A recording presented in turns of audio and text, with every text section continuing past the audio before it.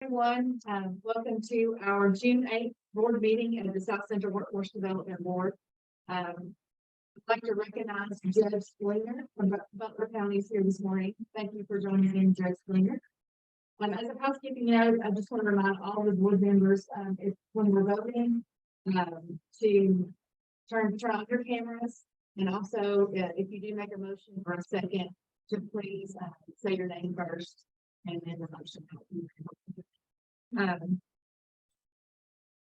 also like to introduce our new board members. We actually have one in here in the room today. I think John said she was voting in yesterday and she's here at the meeting. So thank you, Teresa Hayes, with Logan and Lebanon for being here today. And also our other new board members, Joda Johnson, Cheyenne Fant, and Sydney Harrington.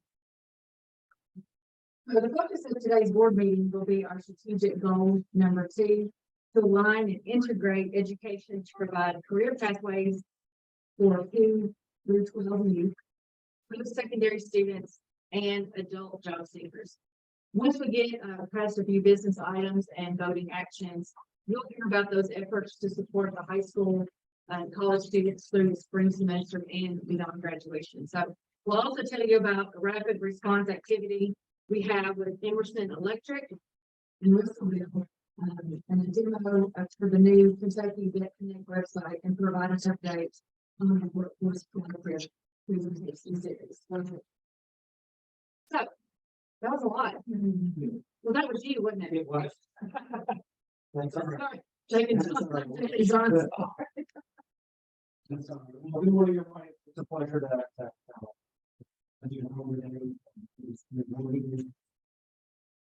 I'm correcting you one step so they can hear the mic from them. So you keep going. Because they don't hear that. It's a pleasure to ask you for.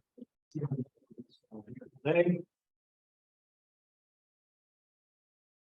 Trevor, our board chair, mentioned, we're gonna focus on strategic goal number 2 today, how we've supported youth, particularly high school and college students throughout the spring. We are going to touch on a rapid response activity and give a preview of a website. We do have a few business items to cover before that, so we'll get started on that in just a second. And as Trevor mentioned, I want to welcome several of our newest board members: Joda Johnson, who is with Adult Ed, Teresa Hayes, who's here representing Logan County, Cheyenne Fant is our newest board member representing Barron County, and Sydney Harrington is with Schmuckers over in Allen County. So they'll Sydney and Cheyenne are not here today, but we'll be welcoming them into the fold here over the next couple of weeks, and we'll have them on board for the next board meeting. So with that, I'll turn it back over to you, John. I didn't mean to steal your thunder there. I apologize. Okay, our first order of business is to approve our minutes from the February 9th board meeting. Everyone should have received those notes in your packet from Deronda and had a chance to read and review those. If anyone has any comments, does anyone have any comments regarding the minutes? If not, do I have a motion to approve? I so move. Beverly Ford. Thank you, Beverly. Is there a second? I'll second. This is Rebecca Stone. Thank you, Rebecca. All in favor, say aye. Aye. Aye. Aye. Motion carries. Okay, I'll move on to the executive committee updates for May 11th. On our executive committee, we covered 6 agenda items. Our first order of business we covered was the renewal of the South Central Workforce Development Board lease. Our committee voted to renew the lease at 2355 Nashville Road. There's no change to the lease rate of $3,761 a month. Next, John provided several general updates. That one included the recent board member changes. He announced of a Department of Labor audit of the tornado grant and recent application for an Office of Refugee Resettlement grant.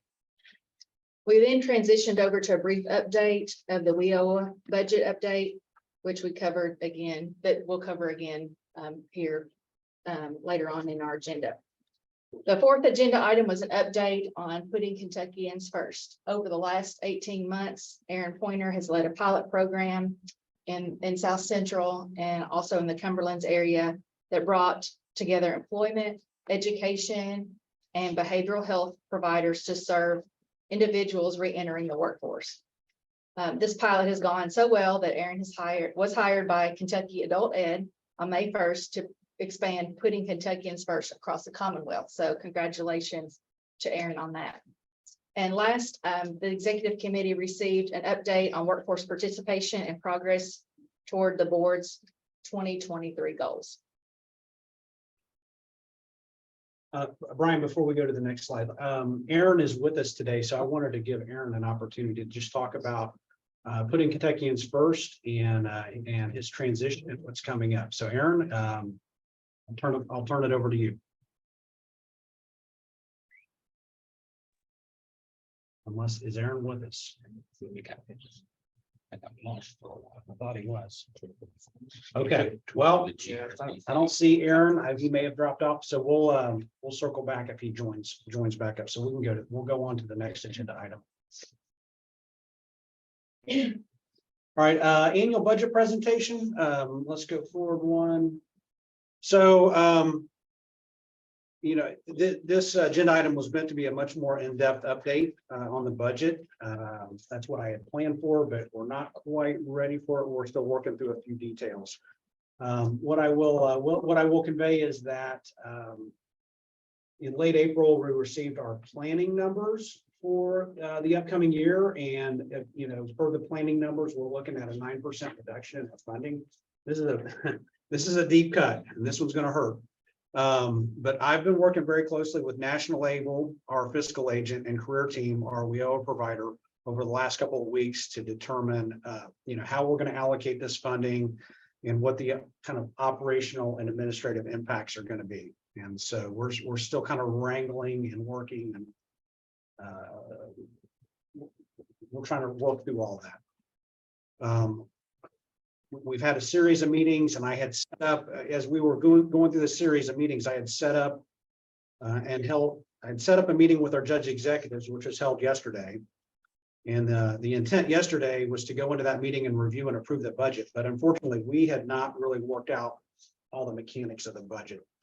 And so even though I did have the meeting with all the judges yesterday, the decision was made to table the budget decision because we still have some details that we need to work through.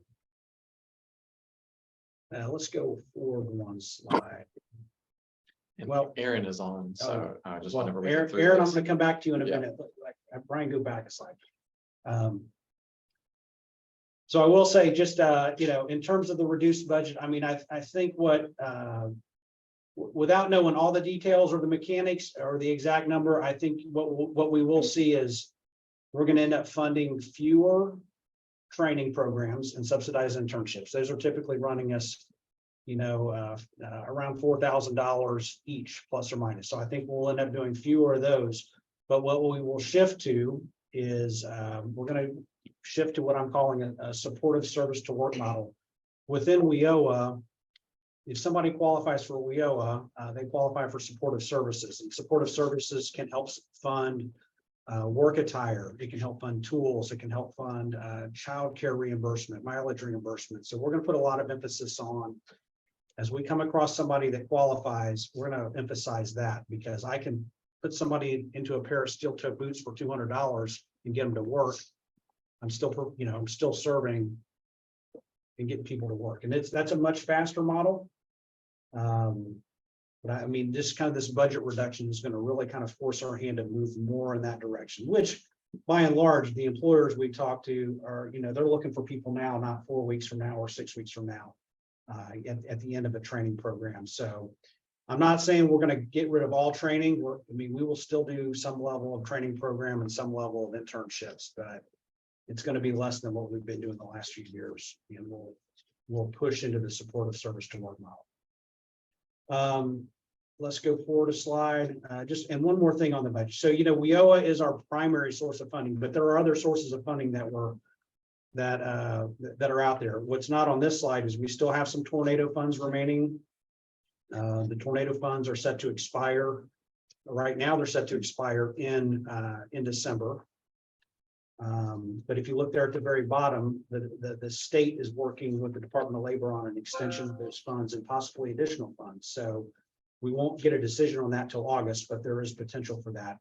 Going back up to the top, I do have, I've got $72,000 right now that I've got from the city of Bowling Green and Warren County Fiscal Court for Mike's position at Fort Campbell. We've got a whole lot of different revenue things that we're doing under Employee Ward. Right now, we're generating about $35,000 a year. We're on track for that. Putting Kentuckians first. I'm going to circle back to Aaron on this in a minute, but it looks like on July 1st, we're going to get about $254,000 from adult ed to hire 3 people to be reentry navigators. And then Brian worked with Catholic Charities in Louisville. It was Jewish Family I'm sorry, Career Services. I could not have been more wrong. Jewish Family Services in Louisville, but co-wrote a grant to the Office of Refugee Resettlement. It's a $350K grant, but if it comes through, we think we'll get about $100K of that. And that would help us sustain our efforts to serve our new American community. All right. So anyway, my staff knows I have all kinds of, I'm wheeling and dealing, have all kinds of schemes to, get grant money or generate revenue. He's charging us parking now. Yeah, these are just a few of the things that are in the works. Okay, any questions about the budget? Is there any rationale given for the cut? So Most of the gubernatorial candidates talk about this great surplus that we have. yeah, yes, sir. Don't get me started on that. No, so the money, the WIOA money, that's federal money. That the way that money comes down from the federal government, it's based on a formula. So every state gets a piece of the pie based on a formula, and then the state subdivides that amount based on the same formula down to each of the 10 workforce areas. The formula, the more depressed your area is, the less economic opportunity you have, the more money you're going to get. So the better we do, the less we get. The better, yeah, that's the cruel irony. The better we do. So unfortunately, South Central, we're for the last 5 years, we've been the second lowest funded workforce area in the state. It's because we're a booming economy. We have great opportunities. We have low unemployment. So unfortunately, the more successful the region, the more our employers expect out of us. Like, how are you going to help us fill all these jobs? But and at the same time, I'm getting less federal money to do just that. So that's what we're having to fight through right now. But yes, excellent question, Bob. Any other questions? All right, let's Aaron, let me turn it over to you to talk about putting Kentuckians first. I'll give you the floor for a couple minutes. Thank you very much. I won't take too awful long, but first off, I want to say thank you to everybody on the call, all the partnerships, to John and Brian. This would not have been possible without you all. Right. Every single person that's hearing my voice that has been supportive of the things that we were doing and the ideas and the sometimes kind of outside the box thinking that we did that has allowed, I guess, this transition and this growth. So on May 1st, I accepted, or I took the role of the Putting Kentuckians First and Reentry Director of the branch of adult education. And so at the statewide office, we have our own branch. Right now, currently, it's a one-man show, but I'll talk about what's coming with that.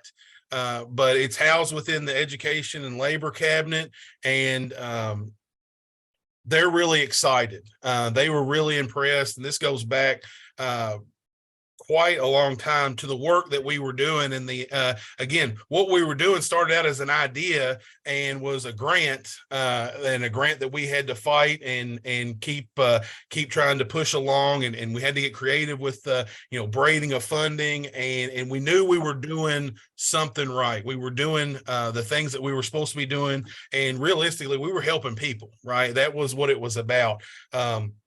And then, of course, over the years, you've heard me talk about the updates from the KWIB and some of the projects and stuff that we were involved with, and making that best practices toolkit, which ultimately come down and formed Putting Kentuckians First. And so I have been tasked in my new role to take this statewide.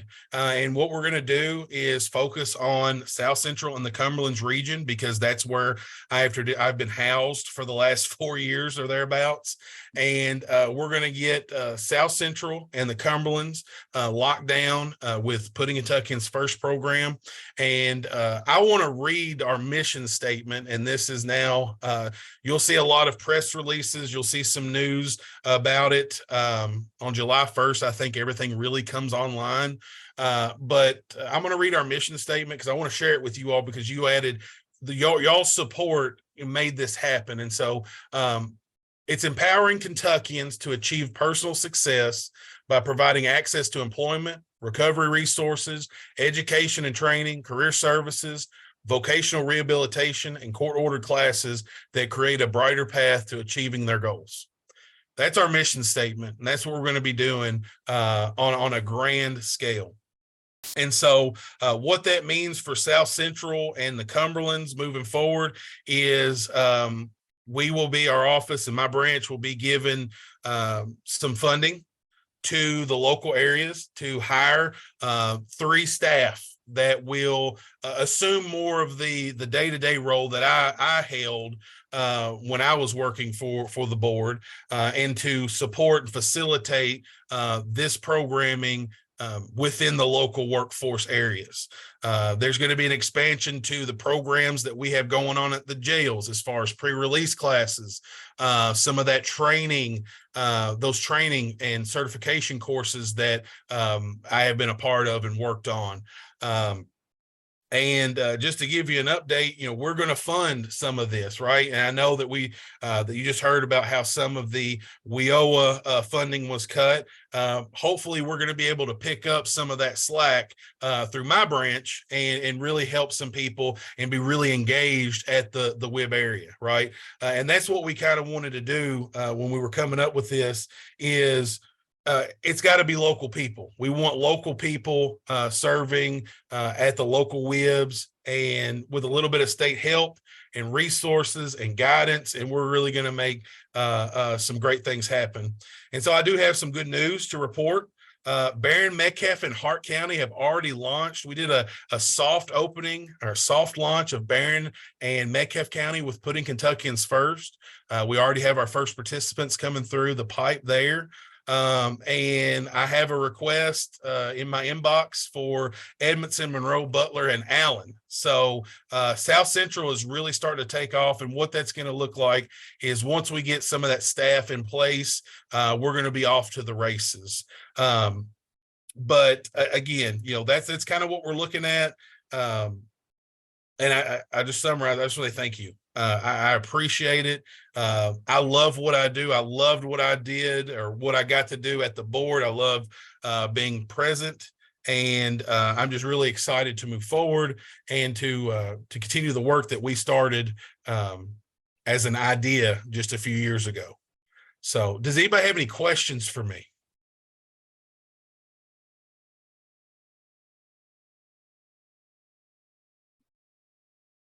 No, Aaron, we really appreciate it. We're very happy that you were able to transition to that role. Aaron was on a grant that was going to end at the end of June anyway. And so, but the state had been really watching what we were doing very closely, really for the last 2 years, maybe longer.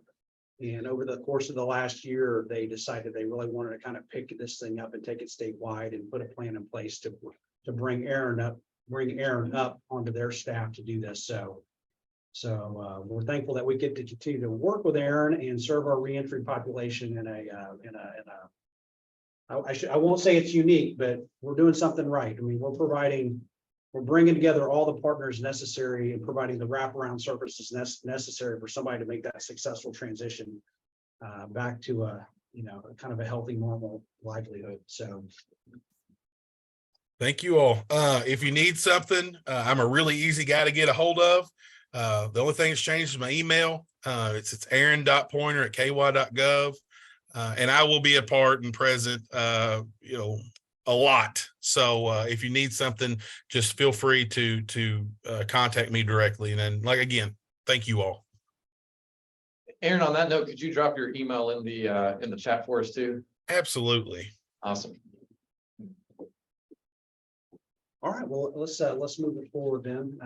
Next up, we have the one-stop operator contract renewal. Go forward a slide. So just kind of a quick reminder. So one of the things that we have to do by law is have a one-stop operator. We have to contract that service out. And the role of the one-stop operator is to really be the gentleman or the person in the Kentucky Career Center that helps manage the customer service and manage the flow and make sure all the different partners that are in the building. We always have a variety of different partner agencies in the building, but make sure everybody's operating smoothly and it's seamless. And that any customer that walks in, regardless of who they're there to see, that they get seen by the right agency. And so our one-stop operator is Mr. Frank Garabato. He's been in place for a few years now, and we've got to renew this contract. The contract's been in place since 2019, and the way the contract is written is it's a one-year contract, but then it's you can see there on the right with annual renewal option up to 4 additional years. So this year, this would be the third renewal option or the 4th year of the contract. So before we go forward, I will just say that before we go forward a slide, given the budget reduction I've already talked about, I had asked Career Team to relook the one-stop operator contract proposal because it was pretty expensive, and so Career Team has done that. And really surprised me with the amount they were able to reduce this contract by. If you'll go forward a slide, Brian. So this contract was, you can see a line item breakout, but last year this contract was at 80,000, and they've cut the contract by over half. They've reduced it down to 37,489. That was a surprising reduction, but the way they were able to do that is. Career Team corporate at the corporate level had a gentleman on staff that was a regional one-stop operator. That was kind of because Career Team has one-stop operator contracts across the nation. They have a staff member that kind of hunches that. So what they did, the way they were able to reduce this so much is they stripped out the funding that was going towards their corporate position for one-stop operator. So they really stripped it down by over half. And so that's good news. We needed that help, and they provided that help. So we've really dropped this down to an acceptable level. So I think if you build one, Brian, my ask would be request approval to renew this contract for 1 year at the rate of 37,489. So do you have a motion to request approval to renew the one-stop operator contract for 1 year at $37,489? This is Randall Curry. I make that said motion. Give it. Thank you, Randall. Wait a second. Yeah. Thank you, Bob. All in favor, say aye. Aye. Okay. Any opposed? Motion carried. Okay, I think we're we're off to the financial report. So we'll turn it over to Khalid Kazi, our financial officer or fiscal agent.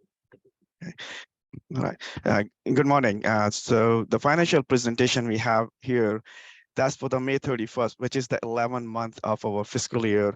And I remind everybody, including myself, that we already passed 11 months, and it's just it's like looks that we just started the year, but right now we are presenting the revenue and expenses, those have incurred as of May 31st. So some of the items, we have only 1 month left. So June will be the last month.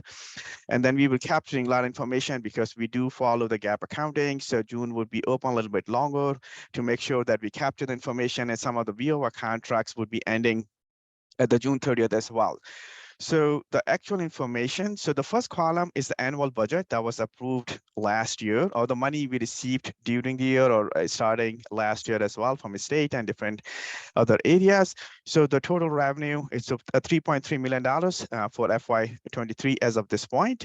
Year to date budget for 11 months, we are saying 3.89 for revenue. And actually, we spent 2.7 as of May 31st. So even the 1 month left, some of the grants will be picking up more revenue in the month. We have more payroll costs and some of the other client activities.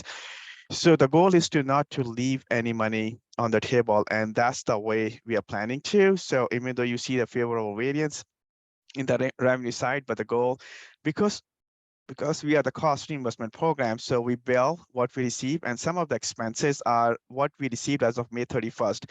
It doesn't mean that all the expenses are covered by that time, but that's the timings of the presentation. So some of definitely June is the 1 month, but then very busy month for both the career team and the board to make sure that we are capturing all the expenses, providing all the services, and not leaving any money on the table. So that's 2.7 actually what we was spent as of May 31st. Career team expenses 1.9. You can see a favorable variance 367, but that's again the bigger part of this, the tornado grant, and tornado grant goes through December 31st. So that grant is not ending as of 6:30, so we still have time. But the way we are spending and enrolling the clients, the goal is to fully optimize that grant as well. So there's no risk for leaving money there as well. So everything pretty much, I would say we are very good at capturing information, and then the goal is not to leave money. And for the board expenses, you can see that like how the board is spending very making sure that we are not overspending. So we still have some positive variance overall, 15,000 through May as well. And the June would have an additional payroll, so will be captured, and hopefully, most like whatever the budget was given for the board will be fully spent or will be better, leaving some, not the leaving money, but at least within the budget time frame. So that's pretty much where we at for the expenses and revenue. And since we are the cost reimbursement program, so there's no surplus or deficit in the bottom line. Whatever we bill up to this point, we are receiving funds from the state. So there's no risk for not receiving money, and there hopefully no risk for the leaving money on the table as well. Any questions, any concerns at this point?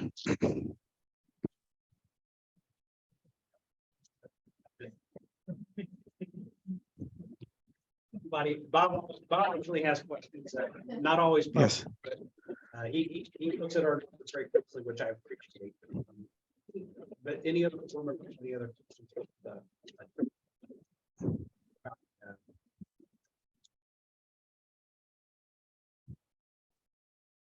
If not, do I have a motion to approve the financial report? A second?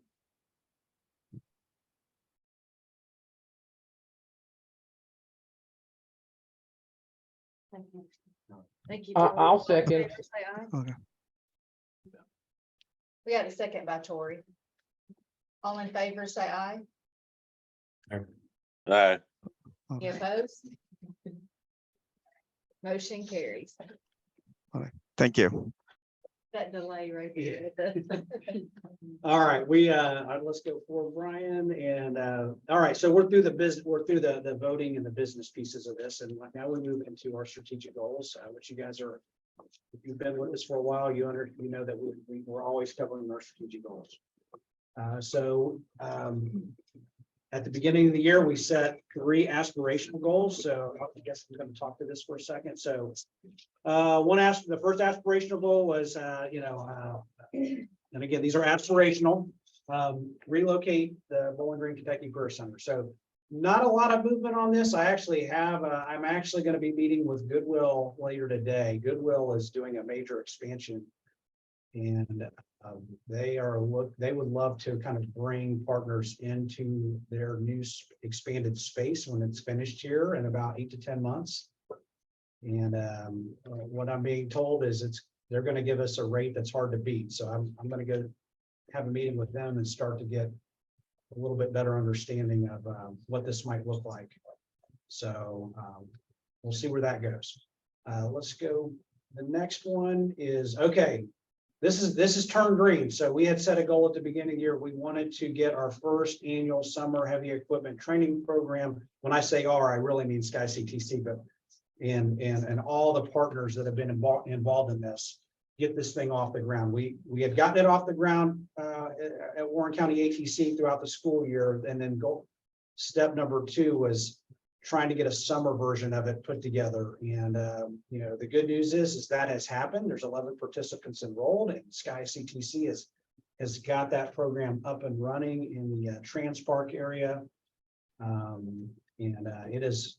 It's off the ground. And so there was a lot of work and coordination behind the summer program, but it's up and running, and we're really happy to see that.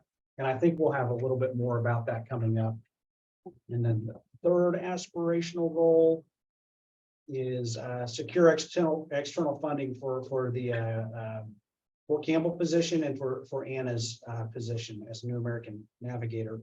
So for the Fort Campbell position, I've got this kind of turning green. I mean, I've got a verbal commitment from Warren County Fiscal Court and the City of Bowling Green to fund an additional year for this position. Both organizations have voted that through, as to my knowledge. I'm just waiting on the check to arrive. And then for the New American position, we've got the grant submitted, and we're hoping on good news on that. And while we're waiting to find out about the grant, we're also trying to take control of our own destiny by transitioning some of her services into a paid service. Because what she does is an extraordinary level of handholding and an extraordinary level of effort to take these folks and get them hired on with companies.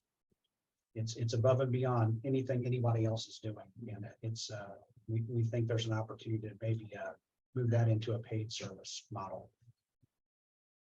Okay, so those are the aspirational goals. So one's turned green, one's turning green, and the one at the top is still a work in progress.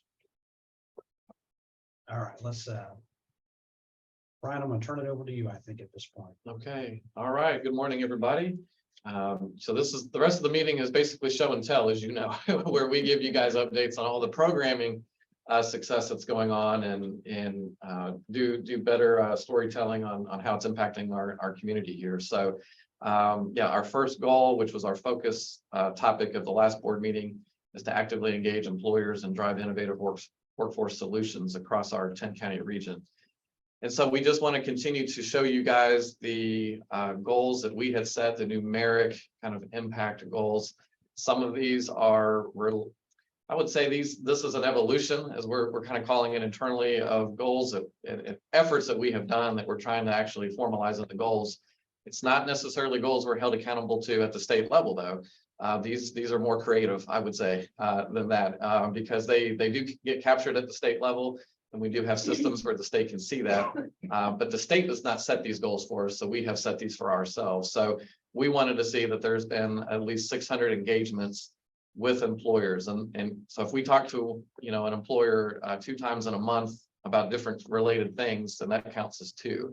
So that does not necessarily mean, as your screen is showing here, 487 unique employers that we've talked to, but this is an everyday activity for pretty much almost everybody on our team, especially everybody represented here in the meeting today. So all board level staff and several, at least half of probably all of the career team staff as well, more than likely. But we have had, as you can see, 80% towards that goal. So we threw 600 up, presented that to you guys in February, sounded reasonable, and we've made excellent progress on that. And again, that could be anything from having a conversation about a job fair, participation at an event or a job fair, forwarding candidates to a company and having a back and forth conversation with them about that, providing labor market information, attendance at events or presentations that we've done as well. So then we actually wanted to capture, this is the thing that I would say is very unique that our state doesn't necessarily hold us to, but referrals to employers. So with all of the activity that happens and all the success that even Aaron was talking about with our reentry program, what's been the impact to employers? We're trying to track how many people have been hired, but the first metric we want to track is how many times have we introduced a candidate to a company? And so you can see here, we've already hit our goal for the year. So we're done. We're going to close shop. We're going to just take a break. We'll be back. See you guys in January. No, I'm kidding. We're going to have obviously a meatier goal for this next year. And we may even, up it in consultation with our president and CEO here of what that should look like by year end. But again, this was throwing something up and seeing what could stick. And so we're very proud that we can say that in our 10-county region, as of recently, that there's been 3,600 introductions made to businesses. And again, it's very much a team effort with all hands on deck. Hiring events, and this is again, something that, was very popular, has been very popular here coming out of the pandemic. So we've been very intentional. I know Jake and Bianca with Career Team have wanted to have, every possible event sort of mapped out that we're going to be very hands-on involved with. We're going to still probably have more that we can't even see now that are going to come up. And you'll hear about some of this stuff even too, that as companies might close, there might be a need to do something custom. As we have new businesses open up in the area, they may want to have something hosted at our local Kentucky Career Center. Any of that stuff is going to count because that takes effort from the staff to do. So again, well along on our goal there. And then finally, this was the most unique sort of metric for us to think about is we wanted to get information directly to employers, not in a big long email, but in a very thorough, have them leaning in sort of presentation, county by county on what exactly is going on with people that are working and not working in their very local county workforce level. And so you've been hearing us talk about that. We'll have a brief update at the end of the meeting here towards the end, but we just thought, again, if we could get in front of 75 employers at least to present this detailed information, that we think we would be, very satisfied with that. And you can see with just a few counties left to go, out of 7 presentations that have happened, at least, and one in-depth one, that we've got more than 80% of our goal accomplished there. So let me hit the pause button before you hear an update on some intense work that's going on with one employer. Any questions, comments, feedback on these numbers?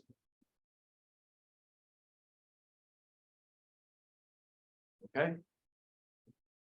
And I will turn it over now to Jake and Bianca for a rapid response update. All right, good morning, everybody. My name is Jake Brown. I am a business service representative along with my partner, Bianca Wilson. We work for the South Central Workforce Board and Career Team.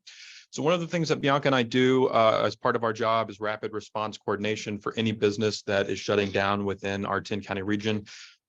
We do that in official capacity if there is a warrant notice. So if 50 employees or more are being affected, we'll do that in official capacity, but we also help businesses that are terminating the employment of fewer employees than that as well on an unofficial capacity. So this month, we're working with Emerson Electric in Russellville, Kentucky. As you can see on the board, they have about 250 individuals that will be terminated.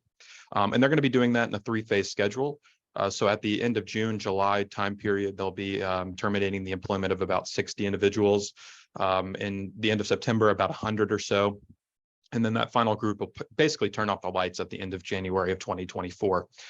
So this will be our third rapid response of the year, but it'll also be our largest. So this rapid response will be a little more nuanced than the ones we've done for the past 2. And I wanted to get into a little bit of what our plan is in coordination with both the company and also West KY. So we'll talk about them as well.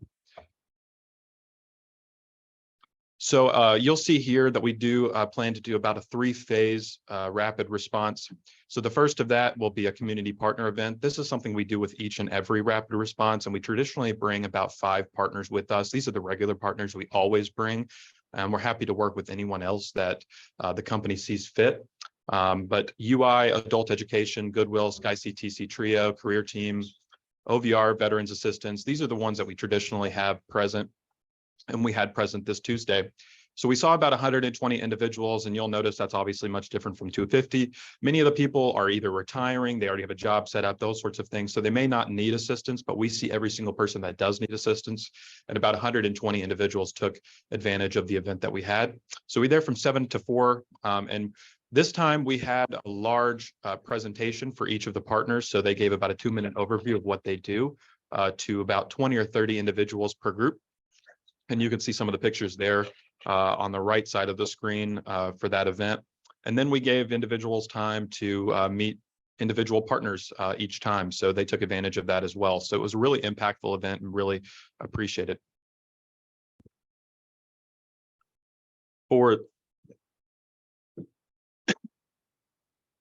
Okay, so for the second step, we plan to do a resume workshop. This will be the next week, and it'll be 2 days in June, 13th and 14th of June. Our goal is to do the resume workshop with our KY career ed expert and resume workshop expert, Shannon Gotke. So we had initially talked to the company, and they were planning on actually setting up an event with resume experts from somewhere else, and they were going to pay for that service. And so we were really pleased to tell them that we could do it for free with them, with Shannon, who's probably the best expert around. So they were really pleased to hear that, and we're planning on doing that over 2 days in June. We hope to see all 250 individuals. Obviously, again, some of those people are retiring and they've already got jobs. So we'll probably not see that many, but every single person that needs a job or needs a next step in their career, we plan to see. We're either A, going to update their resume, or B, going to create a resume. So everybody's going to walk away with a new, freshened resume. All right, next slide. And then finally, our last stage will be to do an on-site hiring event. So of course, we're going to have those resumes ready to go, and then they're going to go to an on-site hiring event on June 20th and or the 21st. It depends on if we're going to do 2 days or not. I think we probably will do 2 days. Our goal is to maybe bring in 10 companies per day. And those will be companies from around the Russellville area, but also surrounding counties as well. Because we do have about 3/4 of the population is from South Central Kentucky working at Emerson, but we also have about 1/4 of those individuals either working in Northern Tennessee or the West KY area. So we want to be able to accommodate them as well.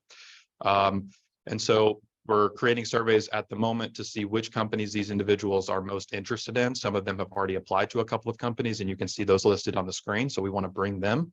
But then also just checking out to see which companies these employees are interested in, but may not have a contact or may not have applied to yet. So we're going to bring them so that they can talk directly to those individuals and have positive outcomes.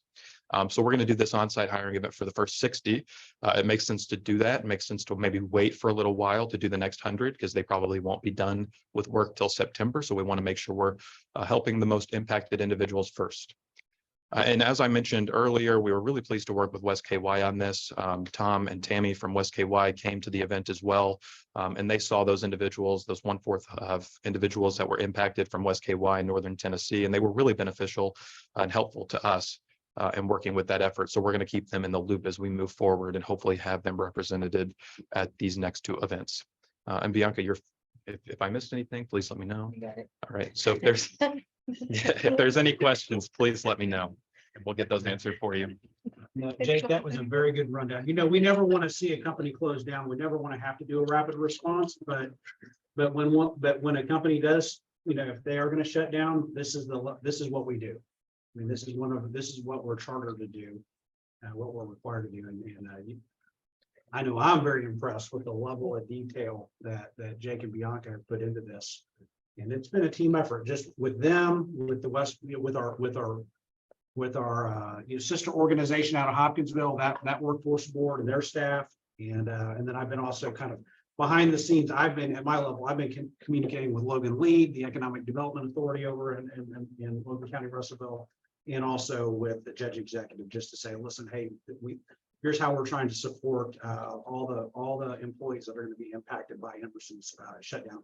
And I will say, from everything I've heard, Emerson is going, I mean, they are really doing everything they can to take care of their employees. And I don't know, I don't think, I may have missed it, but the average employee at Emerson has been there a long time. 61. The longest person I've been there since 1961. But the average person has been there maybe 10 years. 10 years. Yeah, so they have very loyal employees, and the company is even though it's unfortunate, they're trying to show loyalty back to them and do everything they can to make sure they have a smooth transition to whatever's next for each individual person. So, but kudos to Jake and Bianca. You guys have done a bang up job so far, and I know we're going to continue to do that. Any questions from anybody? on Hey, this? hey, John, this is Yes, ma'am. Rebecca. Yes, ma'am. When your folks are out there, when they're counseling and working with them, do they ever talk about their financial issues? Like having a car loan that needs to be paid on, or a mortgage or something like that? When you talk to them, are they just focused on getting, the next job? No, not at all. Some of our partners actually do assist with some of those programs. So like Goodwill, for example, will help with mileage. They'll help with maybe car payments or those sorts of things, rent as well. And we do that with Career Team as well. So we talk to them about those services too. Some of those up there are focused primarily on unemployment, for example, and then helping get the next job. But we do have 2 or 3 partners that will not only help you try to find a job, but help assist you in supportive services as you find that job. So yes, we do try to cover the whole gamut. The other thing that I would encourage, we're out there, we have a branch in Russellville, and we've been out there because if anyone has a loan with us, there are things that we can do to help them while they're looking for this other job. And I only mention that to make sure that to encourage them to talk to whatever financial institution, is funding their loan. Because there are things that can be done, just things like we did in a tornado when folks, the last thing that we're thinking about is making a car payment.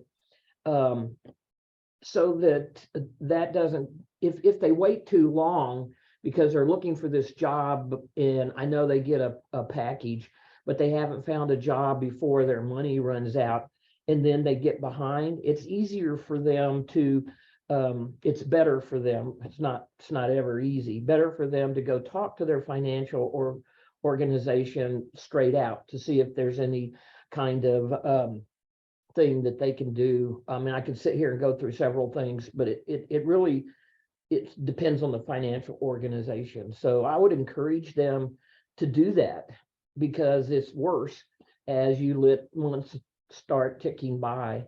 And you're still struggling with some of your house payments or your car payments or whatever kind of loan you have. Rebecca, I think what we can do is work through Emerson's HR team to help communicate your message. Okay, I appreciate that. We do have a guy, Ralph, who's working, he's our branch manager that's working with Emerson also, but he's focused mostly on, the members that we have, but when he runs into somebody, he does refer them and he's talked with HR. I think anytime anybody's talking to them, that encouragement is helpful, just to go and at the beginning of this kind of RIF to our closer to go and talk to their financial organization. And really quickly, Rebecca, I just wanted to know, Bianca and I, we have a plan each and every time we do a rapid response to do a digital format of all the services that we offer. So we don't see everyone. I mean, there's still a facility trying to create things. So we're not able to see everyone that day. So I do a digital email format where the HR team will take that and send it out to each employee virtually. So I can work with you too to get some of your information in that email and also connect you with their HR team for anything else you would like to do. So I can do that after this meeting. Okay, that'd be great. Yeah. Talk to you later. Yeah, thanks.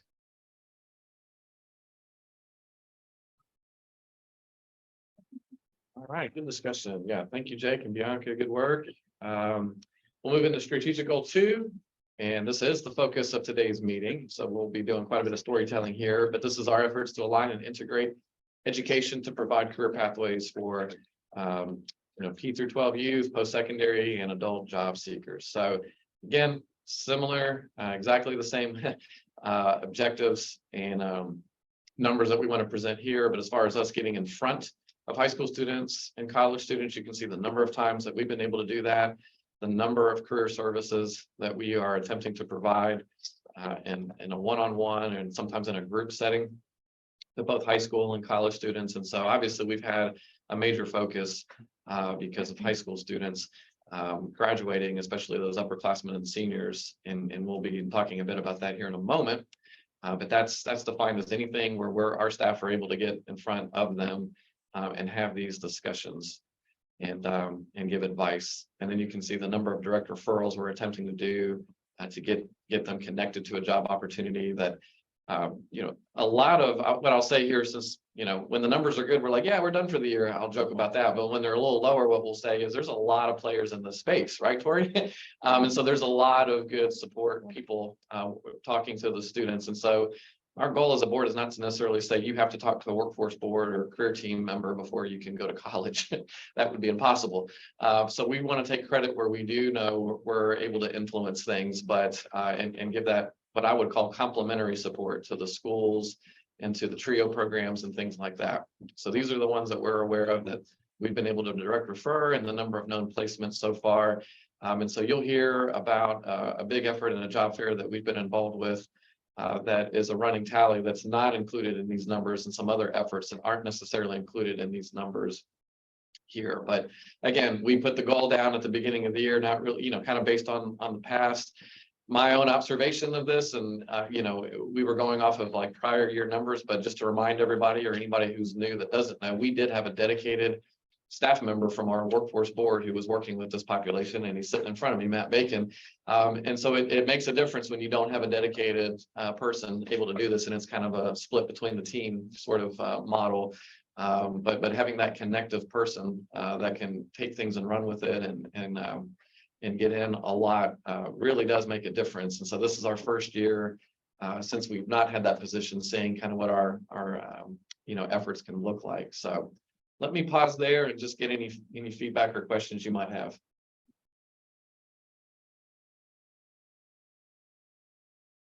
Okay, I will turn this over at this point to Ms. Anna St. Christoffel, and I'm going to move the camera so you guys virtually can see her. She has been talking for a while about it. We've been giving you guys updates about our efforts to work with basically ESL level students at the local high schools. Yes, good morning. Happy birthday. You know, my name is Anna San Cristofol. I'm the New American Workforce Navigator for South Central Workforce Development Board. And my role is work with all different communities that the New Americans communities that we can find in this area. And one of this group inside of these communities are students. So 1 year ago, we created a special program, you know, focused in New American high school students with mostly presentation, talking about different topics, you know, special to give them the correct information and give them different opportunities that they can have when they finish high school. And now we can say that we have, you know, the numbers there, and we can say now that we cover the 5 high school Warren County high schools. So Warren East, Warren Central, Geo High School, Greenwood, and South Warren. And for the next season or in August, we go to Glasgow High School. Thank you, Trevor, to give us and contact us for give these opportunities. Because it's our focus is especially in New American students, because the families don't have the experience, you know, to give and support them to continue the possible education in the future. So, and usually New American, we are followers, so we take information with the friends and neighbors. So many times we don't know, the students don't know how the possibilities that they have for the future. So our goal, our idea for last year, 22-23, and the idea is to continue with these 5 high school and other high school for new students is, you know, connect them with the correct, you know, institution and the correct information. Right. Great. Thank you, Anna. Yeah, and it's been a team effort here too. So, you know, just to go back a slide, there's different faces showing up here, but Matt's been involved. Jessica, you got involved, right? Yeah. At the beginning, and Matt, Leslie, Jessica, myself, Shannon got key. I would like to, to give this information to is not only us that made this presentation, is, we are involved by Sky CTC Technical College, Western Kentucky, Leslie with branding is a new verbal, communication, and all that is short-term training. So, well, a community action. So we created a team that supports special at these new American students. And they have the option now, not only to contact us, is to contact the different organizations that they can support them for a scholarship and for the other option that they have for the future, or they, connect with different kinds of employers that can give them the opportunity. And even Laura Torres, I know Laura is on the meeting and she was very involved. Exactly, no, Did some presentations. It's my and, partner that will. So we have there's a Latina staff member at Sky CTC, and I mean, it's just that representation goes a long way, that the youth can see in themselves people who are saying this is possible for you. And that's been the main message, again, to complement what the college and career counselors are doing at the high schools, is to let this specific population know that the world is their oyster as well. And then we have other ways besides just four-year college or two-year college or short-term trainings. There's all kinds of other opportunities out there. So Yeah.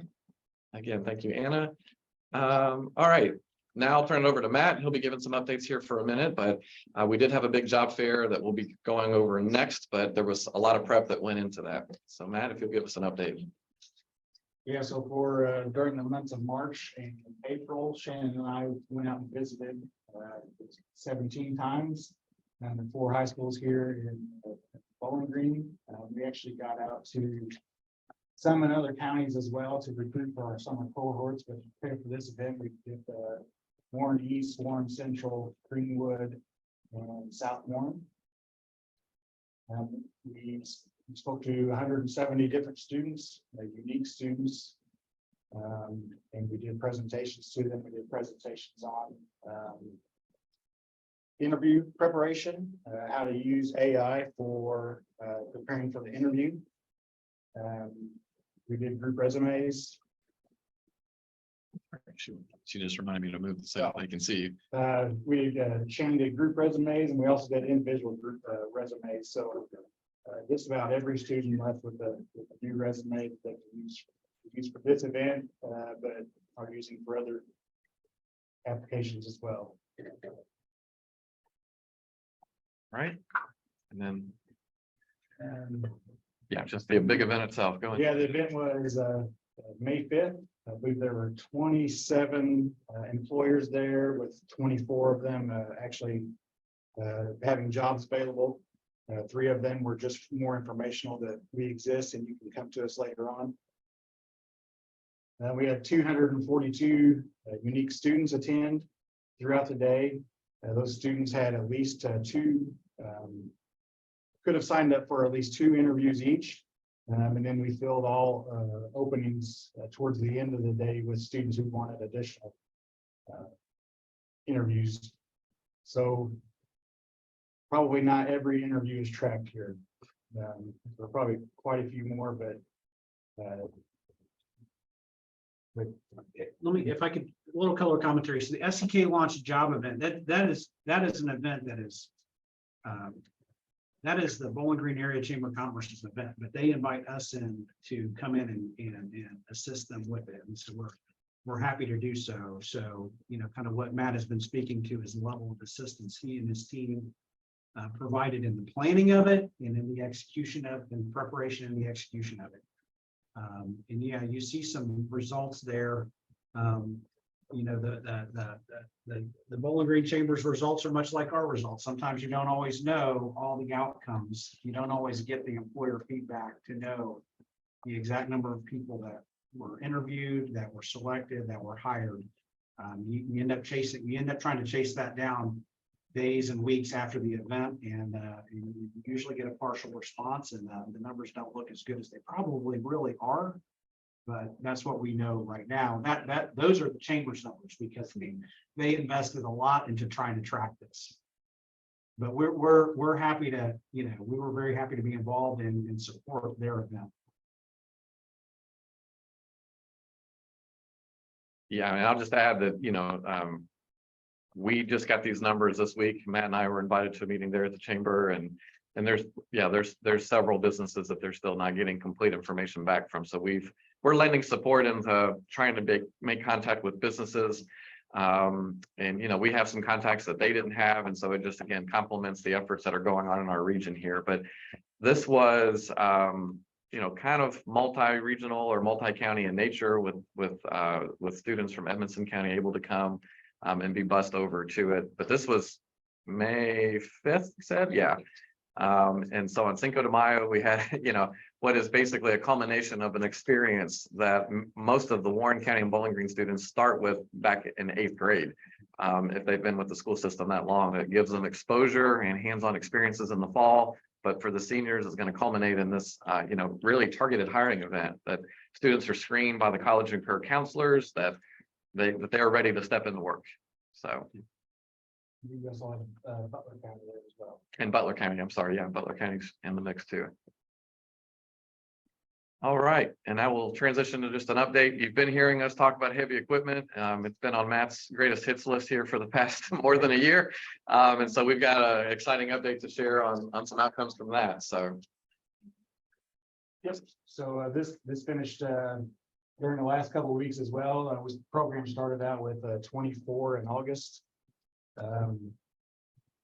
By the end of the year, there were only 21 left of the students who started the program. Out of those 21 who have completed, 18 of those have been picked up. 13 of them by one of our speakers today from Scotty's. So these students are going, you know, before they're even out of high school, starting jobs paying $18 to $20 an hour. And they've got a direct path up to making more money and more responsibility. Yeah, so hopefully you guys saw some of the press, some of the media that came out with this, because it was a big deal. They made signing days of it, which we're thrilled anytime, you know, that can happen, signing days for the world of work.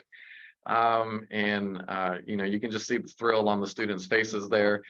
I really would have loved to have brought the voice of one of the students to you today to speak, but it turns out they're busy working. But there was in one of the newspaper interviews, I think it was a comment from a student that was like, well, beginning of it, you know, the textbook stuff, it was what it was. We got through it, but when we got on the simulators, it got cool. And so that was our hand in this. Just to remind everybody was to, you know, be able to capture some state funding to be able to make that possible. But kudos to the partnership with Warren County Public Schools and South Central Kentucky Community Technical College to pull this off, to make it available for the students. And now things have happened where it's now available for adults. We'll have a brief update on that. But in the between time, we wanted to invite one of the employers that's benefited from this program. So big thanks to Mr. Higgins for being available. He is here in the building, in the room with us, but we just want to have you kind of speak to the success that this has done for your company. Sure. Thanks, Brian. First off, as a Logan County native and resident, I appreciate the efforts that are going on for Emerson there. Been meeting with the leads folks here on a couple of different items the past few days and hearing about that, and that's much appreciated. So appreciate that focus in the area. It's definitely much needed. Again, I'm Chris Higgins, Vice President of Construction with Scotty's Contracting. In my role, I've had the opportunity to speak to several high school students, and a common theme that I hear is they don't understand a pathway to get into our industry. And I know there are several well-defined pathways to get into other sectors such as plumbing or HVAC and electrical that are, you know, definitely generating results. But I brought this idea to Ron Bunch at the chamber of trying to create this heavy civil construction or operator training program to the community. And he immediately reached out to John and Matt, Dr. Kim Myers, Chris Boggs, and a few other contractors we reached out to in the area and formed a committee. This committee met frequently, and what was the most impressive thing to me, I think, going forward from there is, I understand all of our time is definitely diverted in different directions, and the folks that were involved, certainly John, Matt here in the room, this was a small part of what was on their plate, but from my perspective, you could never tell that. The focus, the ownership, the energy brought to it is the reason why, and Matt, you correct me on the time frame here, but maybe just a little over 2 years from conception, maybe 2.5 years from conception to graduates being hired for a program. To me, especially going through the government funding process and the grant process with 4 or 5 rejections on that to get that tweaked and through. was nothing short of amazing. And I really want to say for the Bowling Green community, the Sky CTC folks, definitely John and Matt, the workforce development folks, just really impressive to see that. And I'm hearing that energy applied in other areas throughout the community. And just from the employment sector there, I can't tell you how much of an impact that makes in the area, and greatly appreciate it. So as Matt said, we did hire 13 of these individuals. They're working currently. Sorry, we couldn't free up somebody to speak today, but the full-time individuals are starting out at $20 an hour, and they will have opportunities to work on projects with prevailing wage and private wages to get well over $30 an hour as they grow and develop. Much needed in our area and in our sector for sure. We're a growing company. We've been here a long time, but the opportunities that are coming along with the growth in Bowling Green are definitely ones we're trying to capitalize on. And we hired 301 individuals last year total, and we are well on our way to get almost there again this year with over 100 hired already. And just appreciate this program. From our perspective, construction is notorious for a high turnover rate. 56% average nationwide, believe it or not, which is astronomical. We have been able to keep that to around 36 and under. And actually this year it's gone down even a little more to currently at 10% for the new hires. So that's for us, that's really good. And a program like this helps definitely ensure that, because these individuals get some exposure to the industry ahead of time.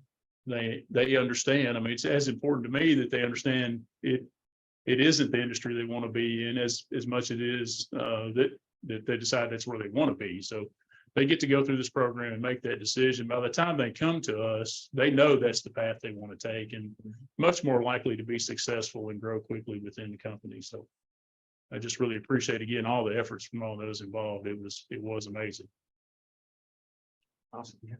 Well, thank you, Mr. Higgins, for driving this. How would you say these 13 have been embraced so far from the folks that have been at Scotty's for a while? To see the young people come in right away here, fresh out of high school. Yeah, it has been refreshing because you meet them with smiles on their faces, and you hear all these things about, well, young folks these days, they don't appreciate this or that. I can tell you right now, that's not the case at all. They great attitudes, great demeanor. The camaraderie between the students was great to see, because they kid around and joke around a lot. So I know the old curmudgeons on our job sites are appreciating them a little bit, bringing some smiles to their faces. So I drove through a project yesterday afternoon and saw one of the individuals driving it's a $1.2 million piece of equipment. This recent high school grad is driving across the job site, and I go to the next, and there's an excavator being ran by another individual being trained on it. So they're fitting right in and doing great and making a difference, helping us make a difference here in the community.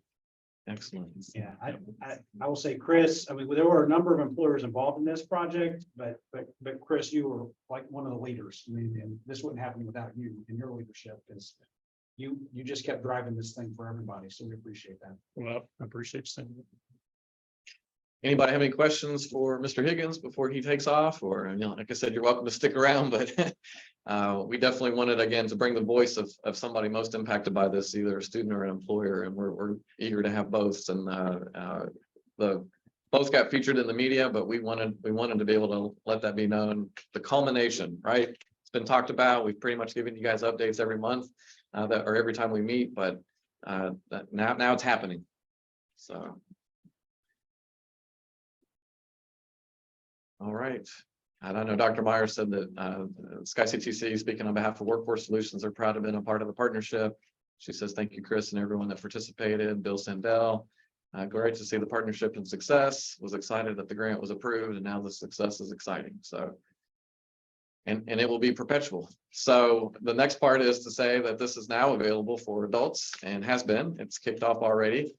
So this is maybe the first time that a lot of you have seen. There was an actual flyer promoting this, and it's live and operational. Looks like now they're in their second week, finishing their second week of this. Matt, anything you want to add to that? No, just another great opportunity. It's a pretty short term. The total training's 4 weeks. This first session was spanned over 5 weeks, so they're still meeting in the classroom and out on the site 4 weeks. It's relatively low cost.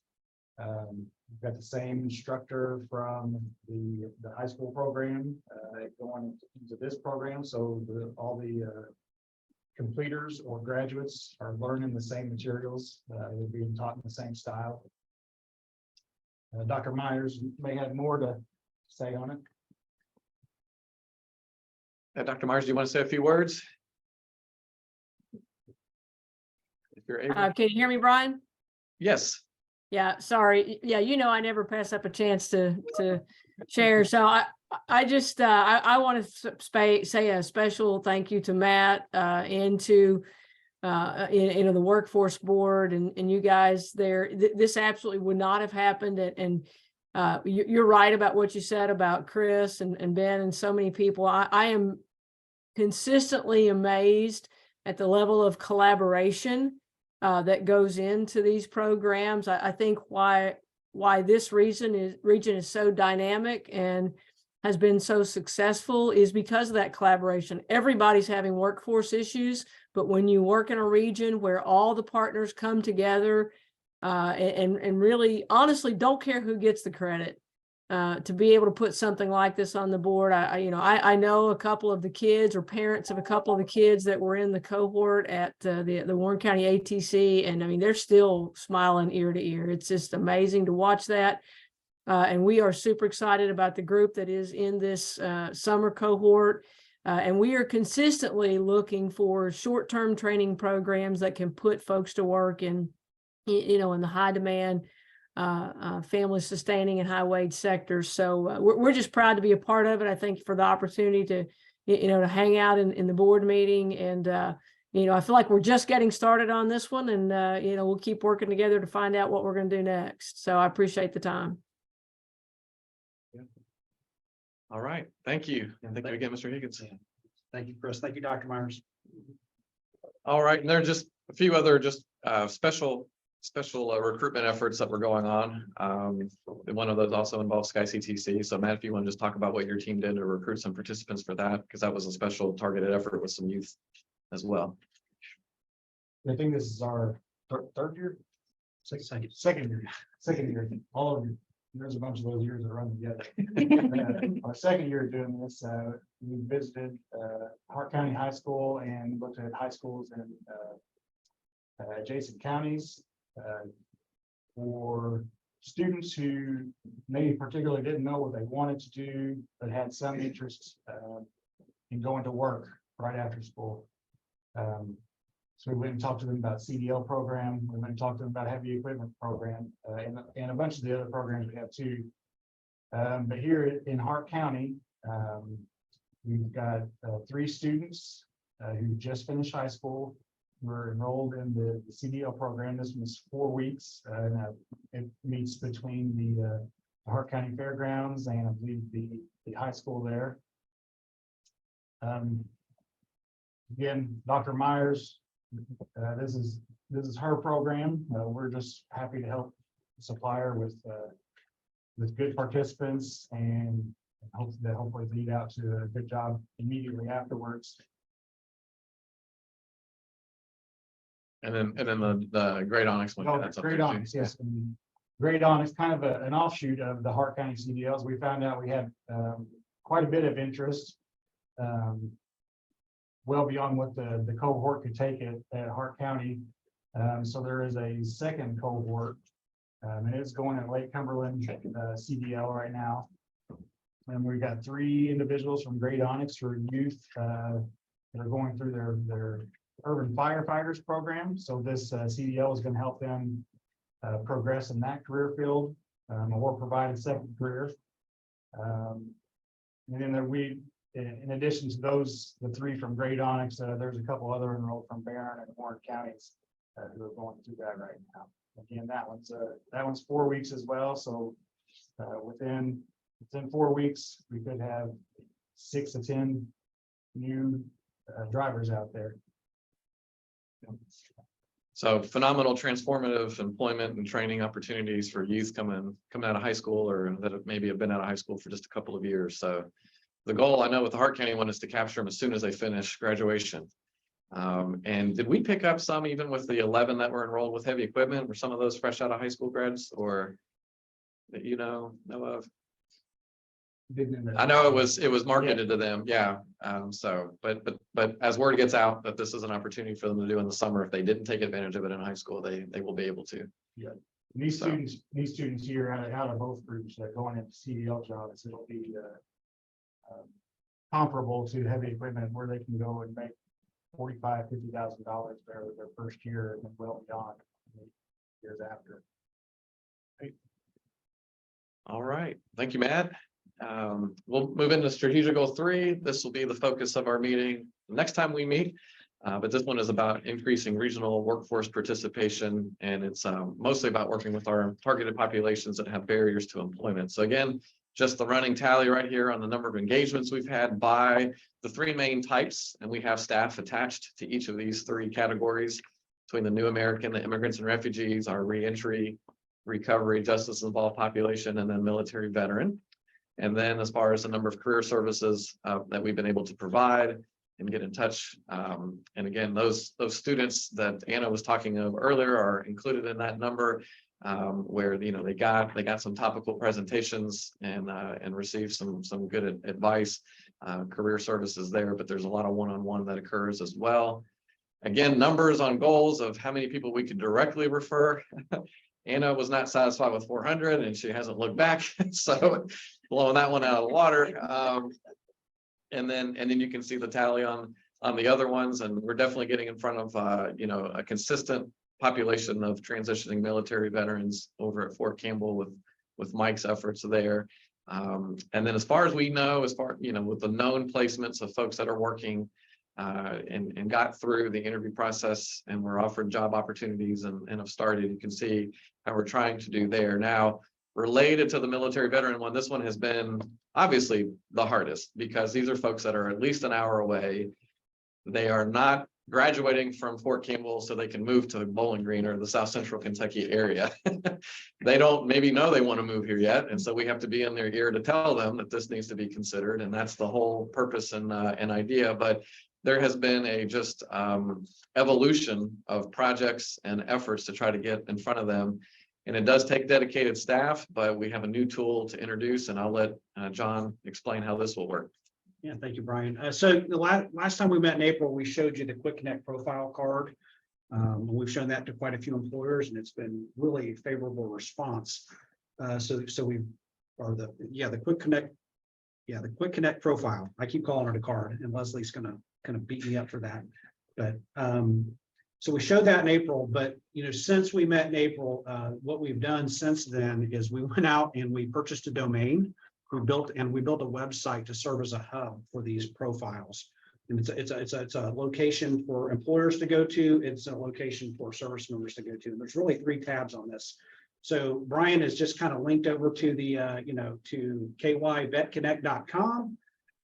Here's the front page, and the front page just provides information about what we're trying to do. You can see some of the pictures of the service members we're working with.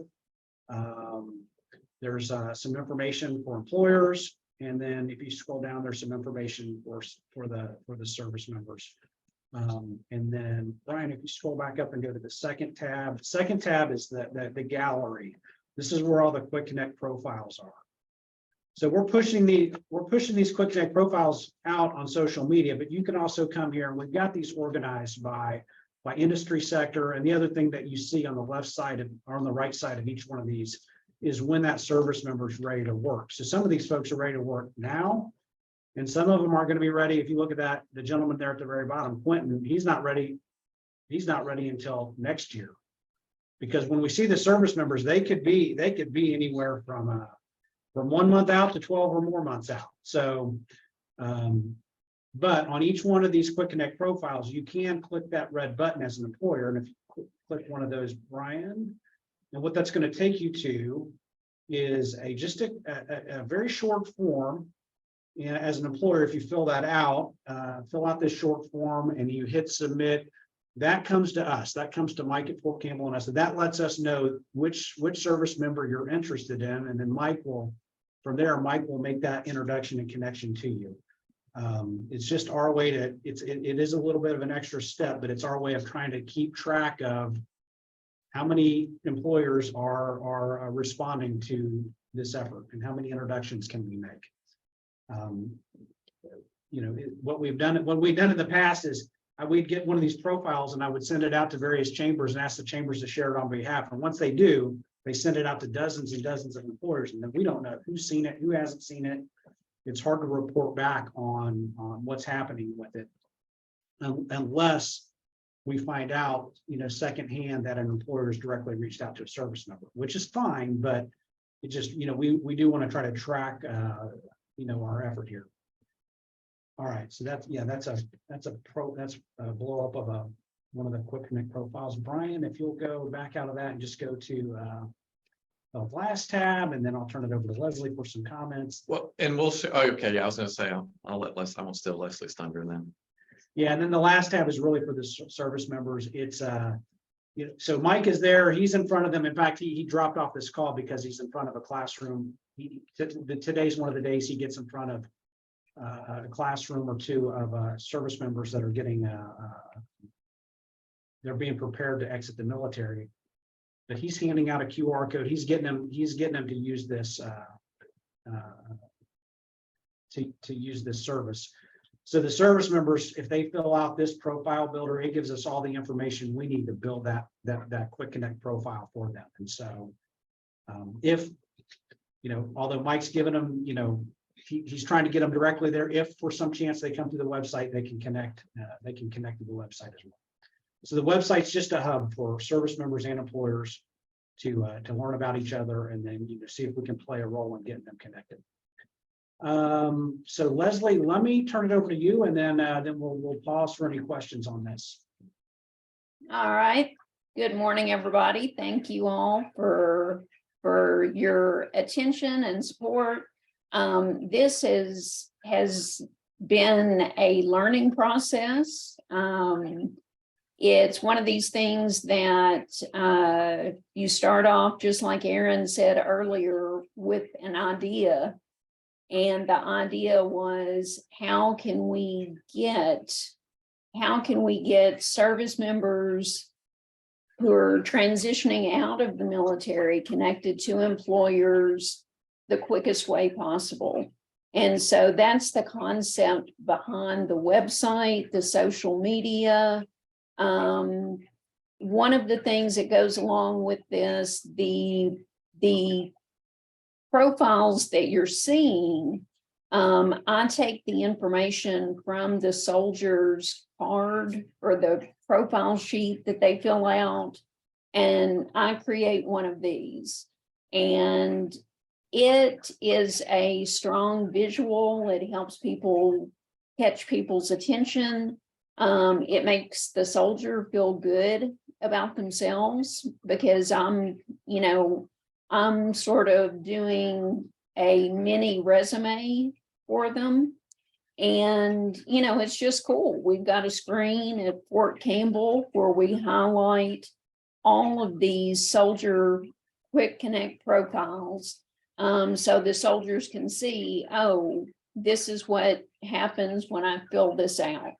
So they can use this with other employers as well, but it's really designed for our board, for our region, and we're trying to make those connections as smoothly and as quickly as possible.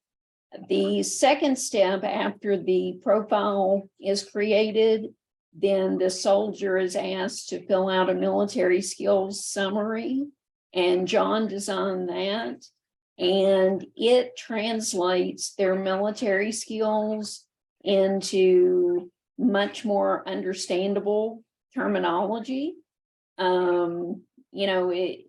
It's hard to know what a lot of stuff that they're doing is if you are not a member of the military.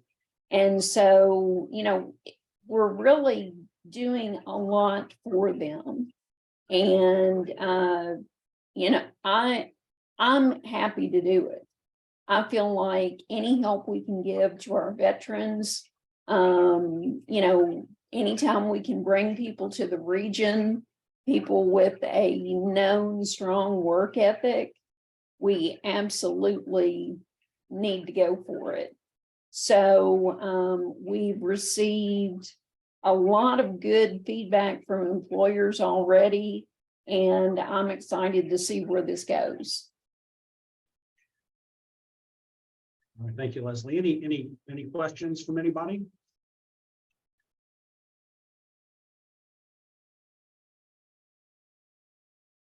All right. Running out of steam. Let's go. Yeah, this is you again. Yeah, all right. All right, so strategic goal number 4, a couple updates here. So this is our strategic goal. That's really what I call our accountability goal. How do we stay accountable? How do we provide a good ROI on the money we're given to do what we do? So first goal, we had met this one early in the year. We wanted to secure additional dislocated worker funds.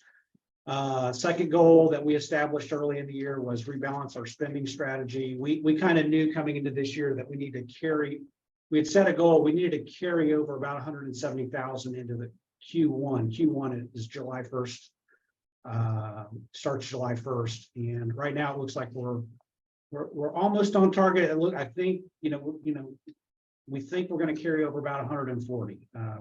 We still have a month to go to kind of see what our spending is, but we're trying to carry over some level of funding into the first quarter to get us through the first quarter.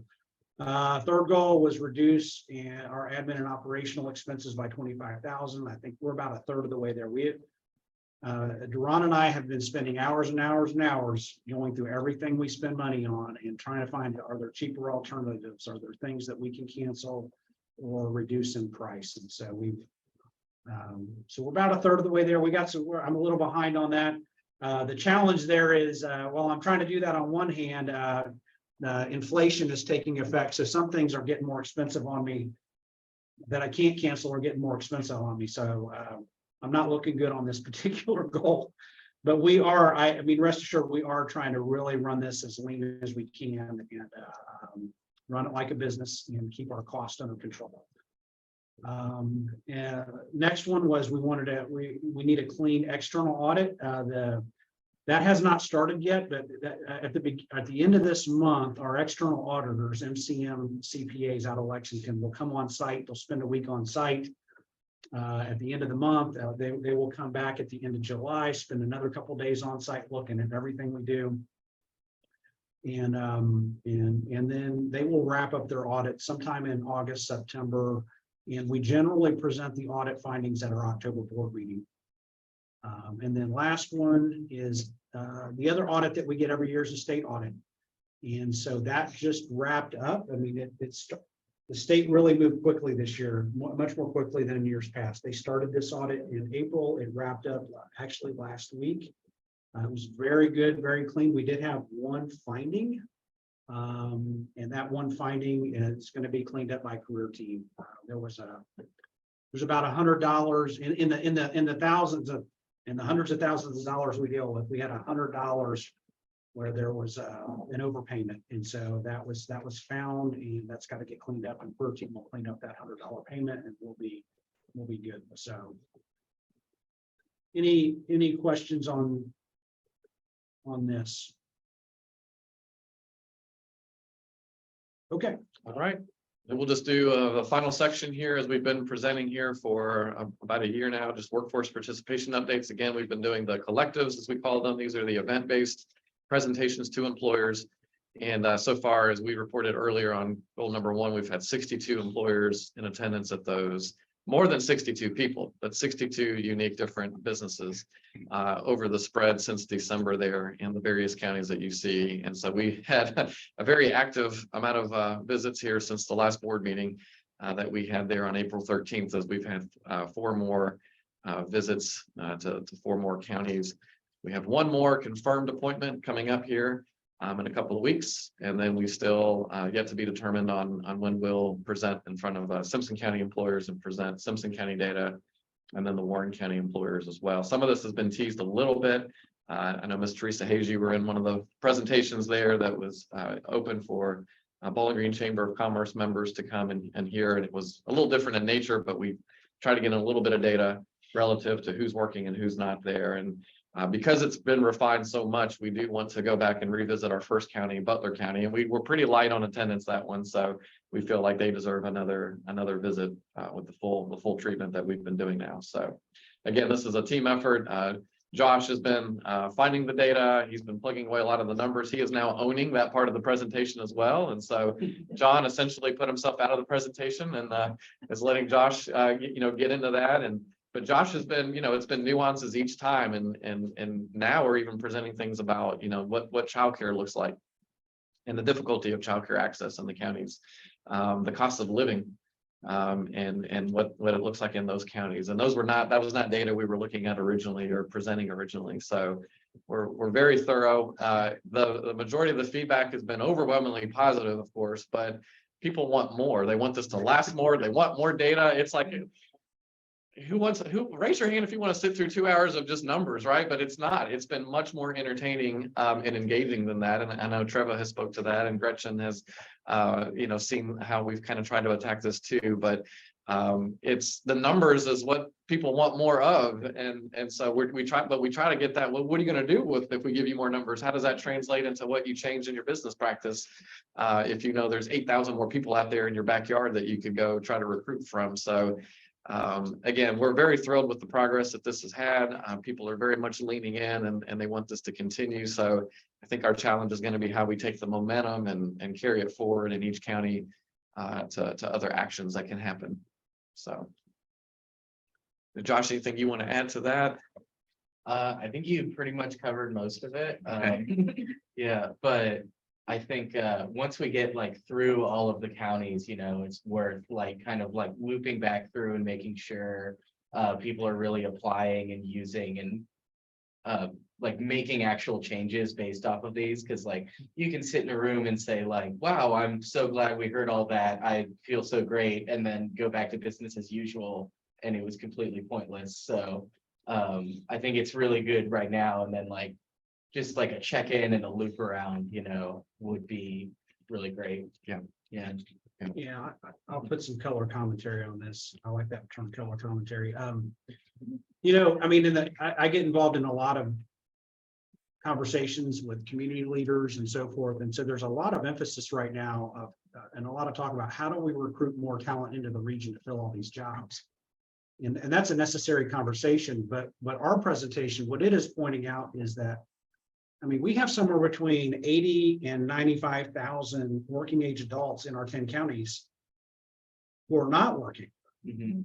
So we're wringing our hands over 8,000 open jobs. We got somewhere between 80 and 95,000 working age adults not working. Mm-hmm. These people they live here. They don't have to be recruited here. So there's all these pockets. And that's what we're pointing out. Here's a pocket, here's a pocket, here's a pocket. Here's the nuanced approach. Here's the accommodations you can make as an employer for this pocket, this pocket, this pocket. Here's the recruiting nuance you need to apply to this pocket, this pocket, this pocket. So that's what this is all about, is trying to point that out, politely point that out, and just let employers know we have the people. We got to convince them to come back to the workforce. And that may require some, changes in the way we do business or some accommodations. One thing that's been very enlightening, just one example that Josh has pointed out, there's an overwhelming number of people with a disability that don't work. Statistically, if you have a disability, you don't work. Well, the number one disability that gets rated in Kentucky is a standing walking profile for 4 hours or beyond 4 hours. Well, that's interesting because now, okay, if you're an employer, well, can you do you have roles that are more sedentary? Can we advertise a sedentary role to somebody with a disability and convince them to come back to the workforce?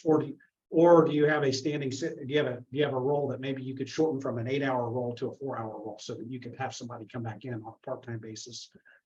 They're not violating their disability.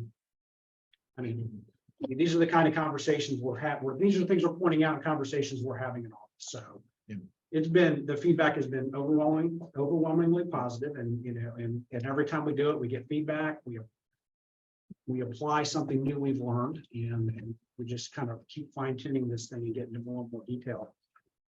thanks to an introduction by Gretchen, here in about 2 weeks, I'm going to be presenting an overview of all this to the Kentucky Association of Manufacturers, who will be in Metcalfe County doing an annual presentation. So there's a lot of people paying attention to what we're doing here in South Central Kentucky, because nobody else is really kind of taking this approach or having this conversation across the state. So anyway, it's been fun, and it's something we're very proud of. And that makes me think that you submitted a proposal for us to present at a workforce board conference coming up in the fall. So Yeah, I haven't, no, I don't know if we're haven't got a feedback on that, if we Yeah. get approved for that or not, but we may have an opportunity to present what we're doing to the Southeastern Training and Education Association. all right, well, we are wrapping up. Any final questions, discussions, commentary from our board members? In person or virtual? Roomies and Zoomies. Anybody who's a friend, public comments? Okay. Everybody, yeah, we're all ready for the August 10th meeting. That's what that means. So just a reminder, save the date. And we will be meeting again as scheduled here on August 10th. We'll keep the same format as we have been to allow those of you that need the flexibility to join virtually to do that, and those that want to come in person to do so as well. Before we adjourn, I'd just like to thank the board for everything that you're doing. It's just amazing. Every year, you just continue to outdo yourself. And thank you to all our new board members for your willingness to serve. And if no further discussion, I will go ahead and adjourn this meeting. Thank you all. See you August 10th. Thank you. Have a nice day. Thank you.